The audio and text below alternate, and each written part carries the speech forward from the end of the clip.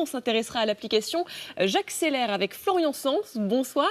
Bonsoir. Vous êtes étudiant à Grenoble et vous avez créé cette application qui permet aux jeunes d'effectuer le suivi de conduite accompagnée directement sur leur smartphone et donc de mettre le vieux carnet de suivi papier au placard. Un soulagement pour ceux qui sont concernés. On verra ça avec vous dans un instant. Pierre, on commence par une bonne nouvelle.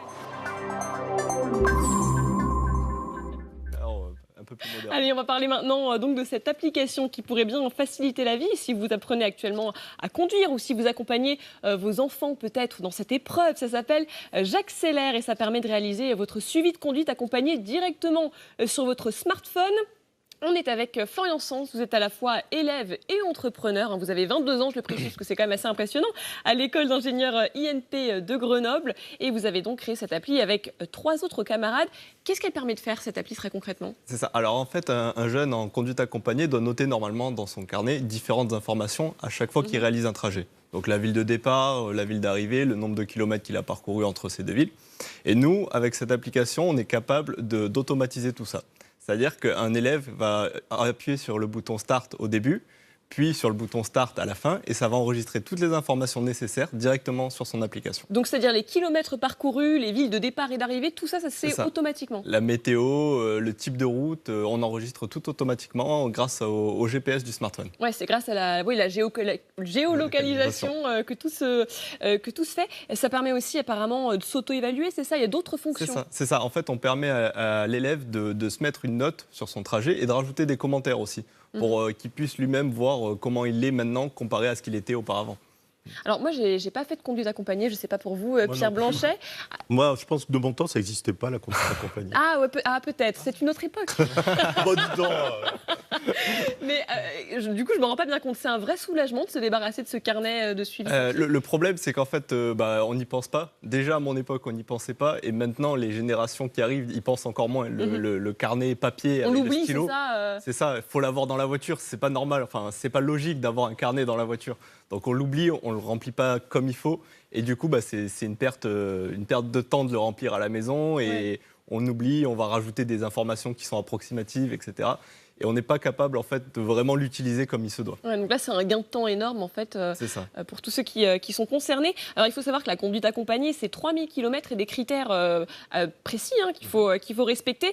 Du coup, le problème, j'allais dire, c'est un peu peut-être le mauvais côté, c'est qu'on peut plus mentir. Alors on peut plus dire, voilà, j'ai fait 200 km alors qu'en fait, non. Et en fait, on peut toujours un peu, puisqu'on permet aux jeunes qui ont oublié ou qui ont oublié de rajouter leur trajet, d'enregistrer leur trajet avec la géolocalisation, de rajouter à la main le trajet. C'est-à-dire qu'ils vont venir rentrer manuellement toutes les informations comme ils l'auraient fait dans leur carnet.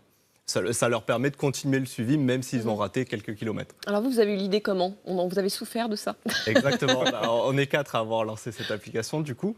Et on a tous les 4 fait la conduite accompagnée et ça a été une vraie douleur pour nous. Voilà. Je sais que moi, quelques jours de la date butoir de mon permis, j'ai rajouté vite fait quelques kilomètres pour compléter et arriver aux 3000 assez rapidement. Vous travaillez avec les auto-écoles aussi ? C'est ça. Là, on a récemment lancé un nouveau produit qui permet en fait aux auto-écoles de voir la progression de leurs élèves.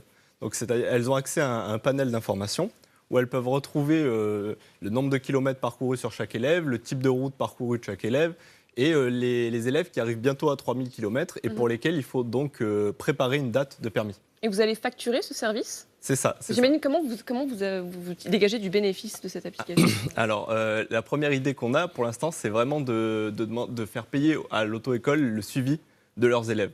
Alors, on ne demande pas un tarif très grand, puisqu'on sait que les auto-écoles n'ont pas des marges élevées, mais du coup, on leur demande une certaine somme par élève. Oui.